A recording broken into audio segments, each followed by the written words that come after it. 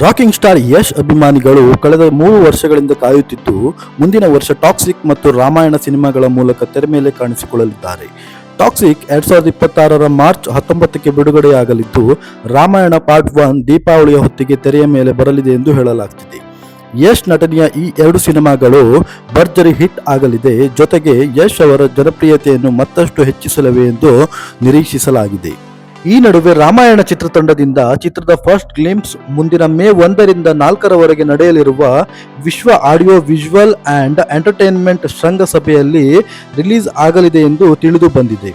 Bollywood star Ranbir Kapoor ರಾಮನ ಪಾತ್ರದಲ್ಲಿ ನಟಿಸುತ್ತಿದ್ದು, ಸಾಯಿ ಪಲ್ಲವಿಯು ಸೀತೆಯ ಪಾತ್ರದಲ್ಲಿ ನಟಿಸುತ್ತಿದ್ದಾರೆ. ಹಾಗೆ ಸ್ಯಾಂಡಲ್ವುಡ್ನ ರಾಕಿಂಗ್ ಸ್ಟಾರ್ ಯಶ್ ಅವರು ರಾವಣನ ಪಾತ್ರದಲ್ಲಿ ಕಾಣಿಸಿಕೊಂಡಿದ್ದಾರೆ.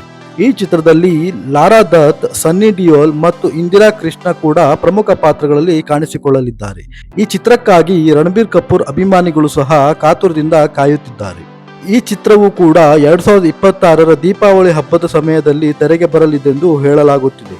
ಇದಾಗಿತ್ತು ಸ್ನೇಹಿತರೆ ರಾಮಾಯಣ ಸಿನಿಮಾದ ಅಪ್ಡೇಟ್ಸ್. ಮತ್ತೊಂದು ಇಂಟ್ರೆಸ್ಟಿಂಗ್ ವಿಷಯಗಳೊಂದಿಗೆ ಬರ್ತೀನಿ. ಅಲ್ಲಿಯವರೆಗೂ take care, bye bye, thank you.